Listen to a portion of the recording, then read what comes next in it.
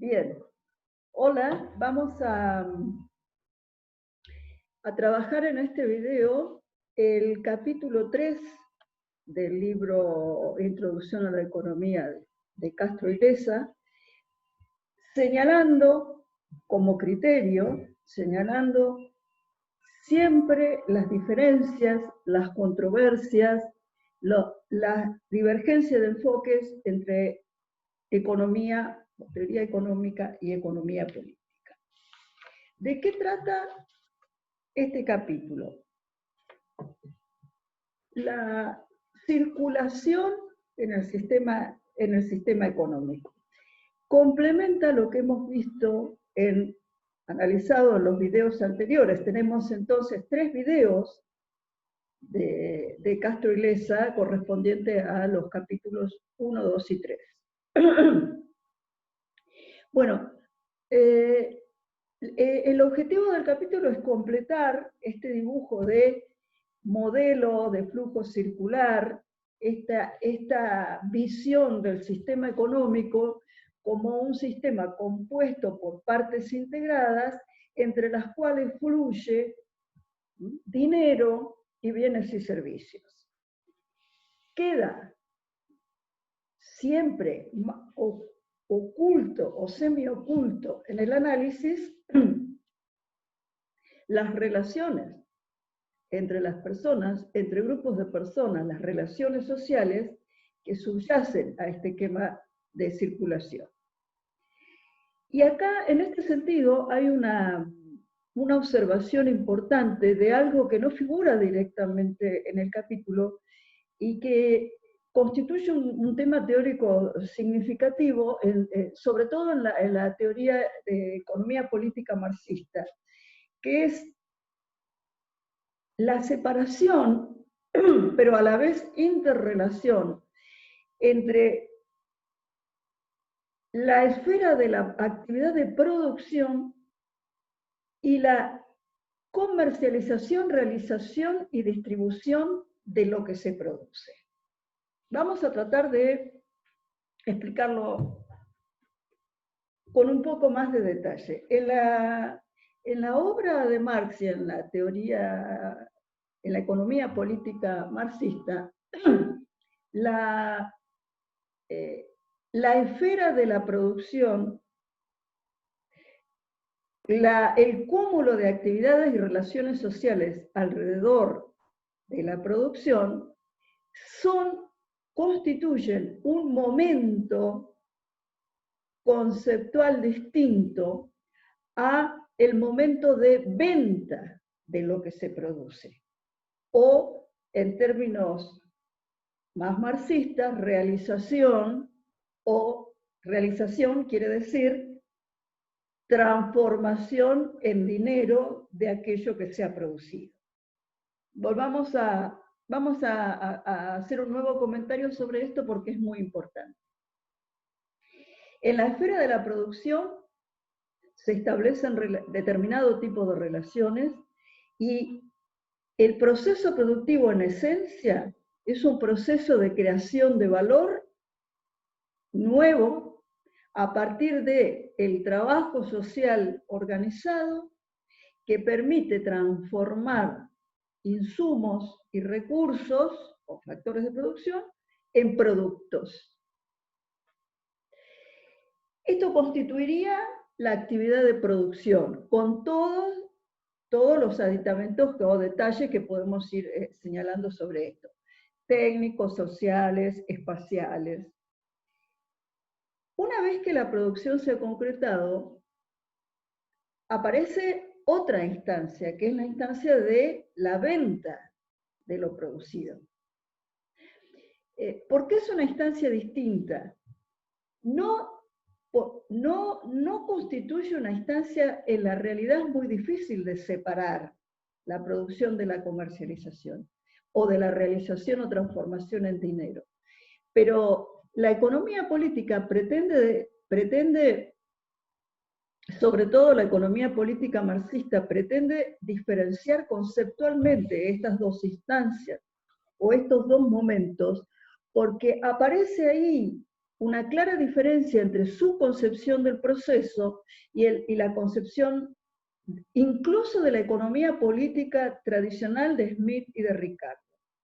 ¿Por qué? Porque es en la esfera de la producción, según la economía política marxista, donde ya aparecen relaciones que son relaciones de producción, conflictivas, complicadas, que estructuran la sociedad en clase. Y ahí aparece, en la forma de cómo se va participando en este proceso de producción, aparecen las relaciones sociales de una manera particular. En el momento de la venta, este conflicto social latente que es entre el trabajo y el capital, aparece de otra manera. Ya la mercancía ha sido producida, se ha concretado. De lo que se trata, la cuestión de la venta, es la transformación en dinero o realización. De manera que esta diferenciación entre estos dos momentos o instancias analíticas conviene tenerla siempre presente, aún leyendo este texto de Castro y Lessa, porque ahí podemos seguir trabajando y ampliando nuestra comprensión sobre la diversidad de enfoques entre la economía política y la economía y la teoría económica o economía ortodoxa. Bien, entonces, ¿cómo describe la palabra circulación? Es la palabra más importante de este capítulo, que lo que intenta mostrar Castro y Lessa es qué circula, cómo circula en el sistema económico y entre qué componentes de este sistema circulan. Acá hay dos palabras que dos conceptos muy importantes, que son el concepto de flujo o corriente. Flujo en el sentido de corriente, como si fuese una corriente o un flujo de un río o de agua. Esa es la idea de circulación en el sistema económico. Es importante ir construyendo una visión en ese sentido. Y acá, en esta instancia de flujo, de fluir, de corriente, aparece la figura más analizada, más detallada, la construcción teórica de los mercados. Y el primer mercado a describir o a entender es el mercado de factores de producción, lo que se denomina en términos de la teoría ortodoxa mercado de factores de producción. ¿Cuál es la importancia de este mercado? Bueno, este mercado está constituido por las empresas, por una parte. En este mercado interactúan, por una parte, las empresas que son demandantes de recursos productivos, y por otro lado las familias, que en este caso están siendo presentadas o mostradas como propietarias de recursos productivos. Entonces, en este mercado de factores se va a disputar la participación de cada uno de los factores de producción y su retribución.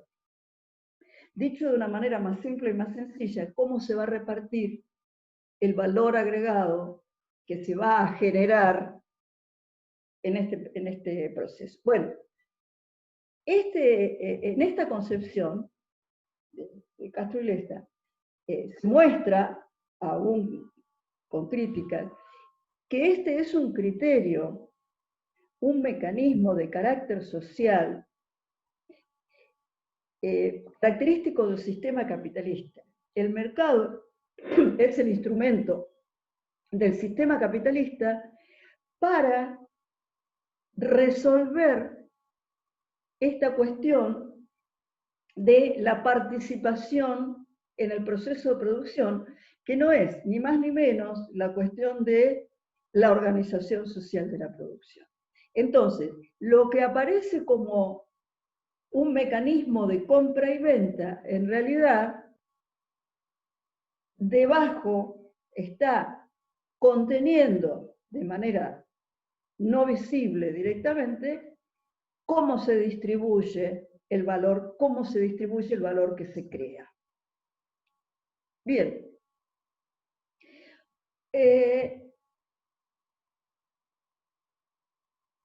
Las empresas entonces contratan y aparece entonces la figura del ingreso como la sumatoria del total de retribuciones que los propietarios de factores de producción reciben por su contratación, como si fuese, digamos, ustedes que van a ser abogados, parecería como una especie de esquema de contratos, donde las partes tienen distintas contraprestaciones, reciben y dan contraprestaciones. Obviamente acá hay un flujo real que es de alguna manera poco visible, pero es muy complejo, muy importante avanzar en su comprensión, que son estos servicios que las familias propietarias ponen frente a las empresas para ser contratados, que son el trabajo y, por otro lado, la propiedad de la tierra, del capital o de la propia empresa. Entonces, ahí esta figura inmaterial de estos servicios está vinculada con la cuestión de la propiedad, como ya habíamos adelantado. Por supuesto que este ingreso, una vez que está este valor agregado transformado en ingreso ya en manos de las familias, tiene, en este esquema de flujo circular, tiene por destino único ir a comprar esa misma producción. Entonces ahí aparece el mercado de bienes y servicios que correspondería a la instancia de realización después de la producción. O sea, el esquema de producción estaría en el mercado de factores y el esquema de realización o venta estaría en el mercado de bienes y servicios, para tratar de hacer un paralelo entre los dos abordajes. Y eso le da carácter de circular ininterrumpido al flujo. Es decir, el flujo da vueltas entre familias y empresas, con lo cual se trata de una especie de corriente que se puede estudiar haciendo un corte en algunas de sus instancias. Entonces, si hacemos el corte cuando sale de las empresas,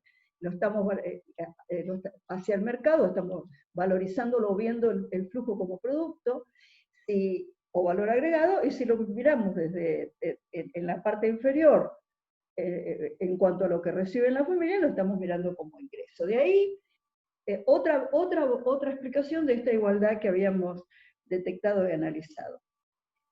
Sin embargo, acá surge un comentario correcto, un interesante comentario en el capítulo referido a la direccionalidad. ¿Cómo podemos interpretar una cierta direccionalidad de este flujo? ¿De las empresas a las familias o de las familias a las empresas? Y ahí, este flujo de bienes y servicios, y ahí,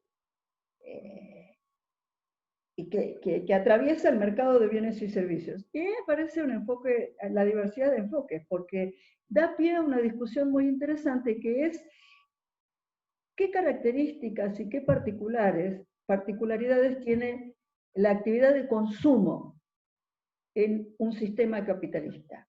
Consumir, el consumo, es ir al mercado con dinero a comprar. Es decir, consumo significa tener poder adquisitivo para ir al mercado y comprar bienes. Ya habíamos adelantado en otros videos que esto es diferente a el proceso de satisfacción de necesidades. Puede haber muchísimo consumo, de hecho lo hay, y sin embargo coexisten niveles elevadísimos y muy sofisticados de consumo con niveles muy profundos de insatisfacción de necesidades. Entonces, más allá de esta diferenciación, ¿quién determina el consumo? Son los consumidores lo que deciden qué van a consumir y por ende eso indica a las empresas lo que tienen que producir, o es al revés. Son las empresas que tienen que producir en función de sus ganancias y entonces de alguna manera condicionan o determinan el consumo. Bien, esta cuestión no deja de ser interesante y volvemos a insistir entre la diferencia entre esta visión que naturaliza al consumo, incluso como objetivo esencial que moviliza y mecaniza, moviliza la mecánica del sistema capitalista en su etapa de realización, porque hay una figura que debemos analizar críticamente que deriva de esto, y es la figura de soberanía del consumidor. Ese preconcepto de que como consumidores tenemos poder porque nuestras preferencias indican a las empresas lo que tienen que consumir. O la visión más realista de un consumo inducido, que en realidad induce pautas de consumo a las familias para poder concretar la realización de ganancias de las empresas. Bien, vayamos de nuevo, entonces, descendamos de nuevo al mercado de factores de producción. Fíjense ustedes que nunca está de más resaltar qué significa, qué implicancias tiene para una sociedad que los mercados sean los que determinen la distribución del ingreso y la riqueza. Como esta cuestión es muy importante, vamos a repetir. Una sociedad puede tener a lo largo de la historia, de los lugares geográficos, distintas dimensiones temporales, distintos mecanismos para distribuir lo que se produce o para distribuir lo ya producido acumulado, que esa es la riqueza, ¿no? La riqueza acumulada. El mercado es un mecanismo posible. Es un mecanismo que tiene pautas de funcionamiento particulares y la intención fundamental de este video es que ustedes registren y reflexionen las implicancias que tiene para una sociedad organizarse en función de los mercados. ¿Esto qué quiere decir? Que hay una primera segmentación social en función de propiedad, no propiedad. Si yo no soy propietaria de nada, el único mercado en el que puedo participar como oferente es ofreciendo mi fuerza de trabajo como asalariado. Si eso es así, entonces, ¿cómo se retribuye el salario? ¿Quién determina el salario y cómo se fija el salario? Fíjense ustedes que este tema es complejo. Imaginémonos por un momento una situación abstracta donde no hay ningún tipo de negociación sindical, no hay ningún tipo no existe el Estado, una sociedad, digamos, totalmente de mercado puro, donde cada uno de nosotros que no tiene propiedades específicas, que no tenemos tierra, que no tenemos capital, que no tenemos dinero acumulado, tenemos que ir a ofrecernos como fuerza de trabajo. Y negociar en términos individuales, atomísticos, en el mercado de factores, el salario. Entonces, este escenario indica o nos permite visualizar las implicancias sociales, históricas, de este esquema de organización capitalista. En cuanto esto también significa que de esa negociación salarial va a depender el poder adquisitivo que yo tenga para ir a comprar al mercado. Con lo cual, ahí, digamos, en el mercado de factores se está fijando también, de alguna manera, la capacidad de cada uno de los que participa para después poder ir al mercado a buscar bienes y servicios para supuestamente satisfacer necesidades. Este esquema tiene implícito un elemento claro de exclusión. En la medida en que no hay posibilidades de inserción en el mercado de factores, tampoco hay posibilidades de participar en el mercado de comprar bienes y servicios, con lo cual quien está desocupado no tiene acceso a los bienes y queda con sus necesidades insatisfechas. A partir de estas reglas de juego sociales, que no son arbitrarias, sino que son producto de la evolución histórica, de la acumulación de conocimiento, de la acumulación de capacidades productivas, sí, la capacidad de transformación de relaciones sociales de nosotros, humanos, como especie. A partir de estas cuestiones es que se define la segmentación de la sociedad en clases.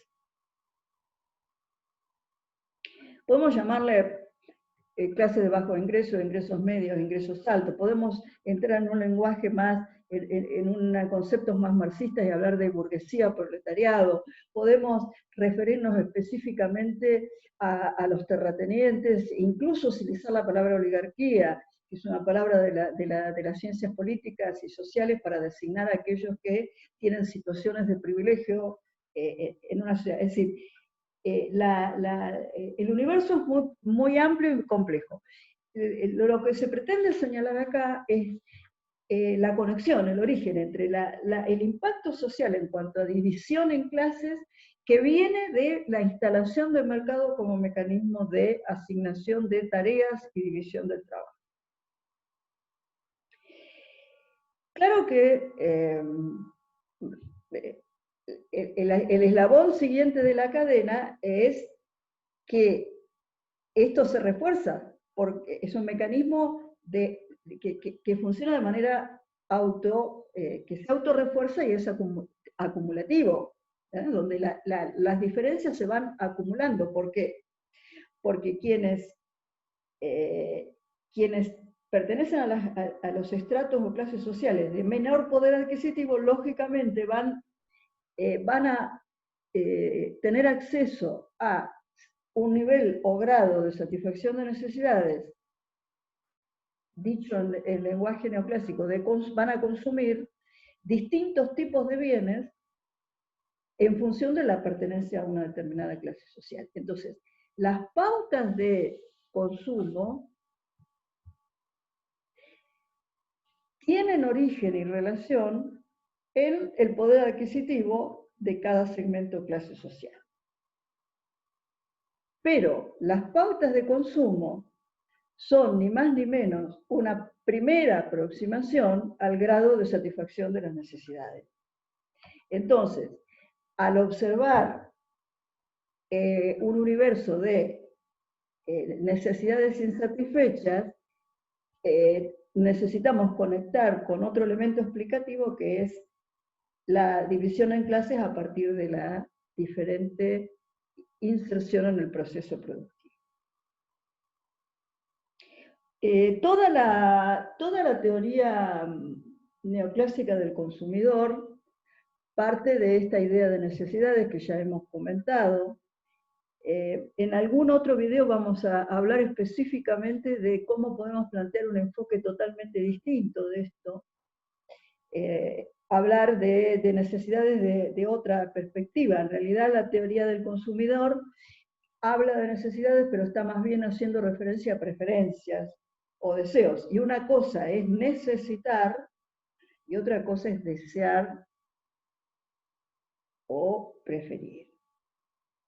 Hay una serie de ejemplos que muestran, se pueden recorrer, el ejemplo del libro es muy viejo, pero toma distintas pautas de consumo y estructuras de consumo en distintas sociedades con distinto poder adquisitivo y distribución del ingreso. El otro tema que es importante señalar en el marco de este flujo circular es lo poco visible que aparecen, y esto lo vamos a ir viendo porque nosotros vamos a trabajar toda la materia toda la materia se trabaja con el modelo de flujo circular. De manera que vamos presentando aspectos y después lo vamos haciendo cada vez más complejo. Y es lo poco visible, decía, lo poco visible que en este esquema, en este caso este capítulo lo señala y lo hace visible, por lo cual recomiendo que lo vuelvan a leer, mientras miran este video o lo vayan recorriendo después del video o antes, como ustedes prefieran, que son el cúmulo de transacciones entre empresas, la existencia de un mercado donde los bienes finales, tal cual habíamos explicado ya en ocasiones anteriores, los bienes no son bienes para consumir, no son bienes de consumo, sino que son bienes que se venden y compran entre empresas para poder después continuar y ampliar el proceso productivo, que son los bienes intermedios y los bienes de capital. Entonces, por un lado tenemos la relación empresas, familias, a partir del mercado de bienes y consumos finales, que son precisamente los que sostienen las pautas de satisfacción de necesidades de la unidad de economía doméstica o familia, y por otro lado tenemos las transacciones entre las empresas que son necesarias para llevar adelante el proceso productivo y que las volvemos a encontrar, las estamos mirando de nuevo y las habíamos visto en el modelo, en el video anterior, en el ejercicio donde precisamente son aquellas compras y ventas que quedan fuera del valor agregado, los insumos.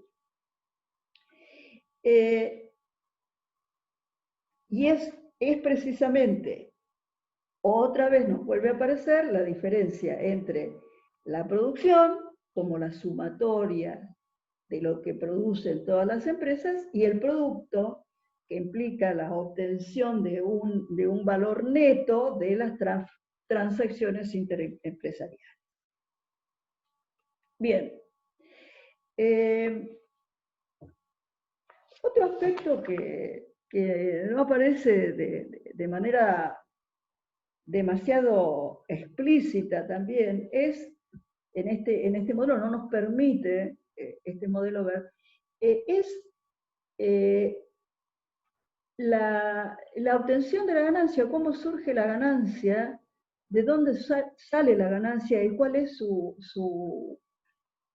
explicación analítica. Esto lo vamos, como es más complicado, lo vamos a ir tratando de a poco, pero fíjense ustedes que tampoco nos habla el modelo de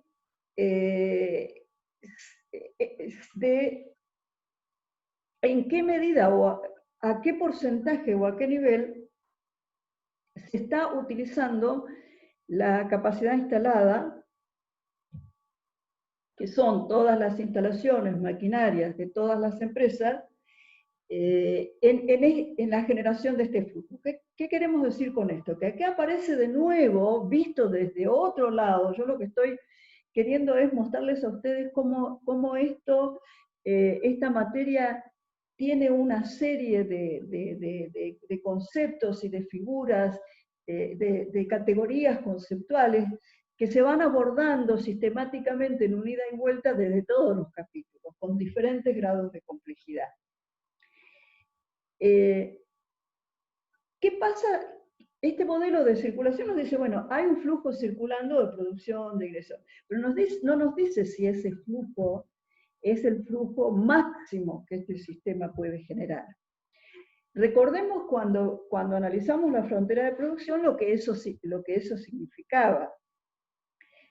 Lo que significaba producir eficientemente, según el modelo de la frontera, que era producir eficientemente, es producir a niveles donde todos los recursos se estén usando a pleno. Y de nuevo aparecen acá estos datos previos, es decir, la frontera, así como el modelo de la frontera no nos explica de dónde salieron esos recursos, sino que parte del supuesto de esos recursos y lo que explica es cómo se van a asignar o cuáles son los criterios para una asignación eficiente en función del grado de ocupación, tampoco acá, en este modelo de flujo circular, que es otra versión desde otra óptica más dinámica de la frontera, tampoco nos explican cómo ha surgido este capital, tierra, trabajo, que obviamente, digamos que son propiedad de los factores y determinan su nivel de ingreso, de dónde salieron y cómo surgieron. Acá quiero señalar un aspecto muy importante que es cómo pasa también desapercibido, no solamente en lo teórico, sino a veces en las comunicaciones y en lo analítico, cómo pasa desapercibido un hecho fundamental de la realidad del funcionamiento de este sistema, que es la escasa utilización de la capacidad productiva que se ha acumulado. Por ejemplo, en la Argentina estamos en esta instancia en una especie de niveles de utilización de toda la capacidad de producción más o menos entre un 50 y un 60%. Quiere decir que de todas las máquinas, las instalaciones, los vehículos que conforman el stock de capital y que son ese stock de capital del cual disponemos para producir este flujo del cual veníamos hablando, se está utilizando en un porcentaje que dista mucho de ser el porcentaje máximo. Y este tema de subutilización de los recursos es muy importante y lo vamos a ir siguiendo en toda la materia porque también determina parte de los resultados en cuanto a la distribución del ingreso. Bien, la parte final de este video, para ya culminar con estos 3 capítulos de Castro Leza, por supuesto, a partir de ahí ustedes podrán consultar en todos los medios que disponemos, todas las dudas concretas que tengan después de haber analizado estos materiales. El último comentario se refiere al tema de los precios, porque en este esquema circulatorio, la función básica de los mercados, tanto del mercado de bienes y servicios como el del mercado de factores, es establecer un precio para cada unidad, ya sea de un bien o servicio o de un factor de producción. Un precio para el alquiler de un campo, un precio para la hora de trabajo, un precio para en forma de interés sobre el capital que se presta, es decir, son todos precios y cantidades que resultan de la interacción de oferta y demanda en ambos mercados. Los salarios, vuelvo a insistir, los salarios, la tasa de interés, los beneficios del empresario y la renta de la tierra no son más que precios que estos factores de producción perciben por su participación. Entonces, acá tenemos que sacar 2 conclusiones importantes. Por un lado, que este esquema de precios fijado a través de los mercados ¿qué traduce y qué no traduce? Es decir, lo que gana una persona, el salario que gana una persona, ¿traduce el valor de lo que esa persona aporta? Hablando de una persona. Lo que recibe un empresario, ¿traduce su aporte al proceso productivo? ¿La ganancia traduce el aporte al proceso productivo? Entonces, precio y valor. Nuevamente vuelve a aparecer esta gran discusión, controversia en términos de la economía política.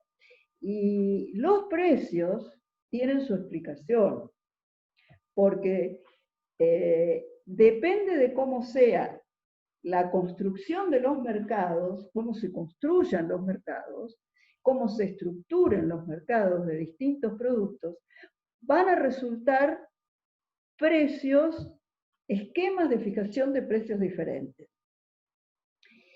En un extremo estaría un mercado de competencia perfecta donde nosotros tenemos un producto cualquiera y hay infinitos productores que lo generan, con lo cual el poder de fijación de precios es bastante limitado, porque si nosotros encontramos a este producto cada 2 pasos, entonces esto le otorga fuerza al consumidor, hay un pase de fuerza de las empresas a la producción. Pero si en el otro extremo tenemos un monopolio, un único proveedor de un determinado servicio, imagínense que eso otorga poder para fijar precios de una manera mucho mayor, con un margen mucho mayor que la situación de competencia. Entonces ahí tenemos todo un tema que lo vamos a ir analizando en la medida que podamos a través de los videos. Y fíjense ustedes, hacemos el razonamiento final. Si los mercados, habíamos dicho que los mercados determinan la estructura social, también estamos diciendo que la forma de los mercados, de alguna manera, inciden indirectamente a través de la estructura social, porque si hay monopolios en una sociedad, la estructura de precios va a ser mucho más concentrada y la estructura social resultante también va a ser distinta. Bien, finalizamos ahí este video.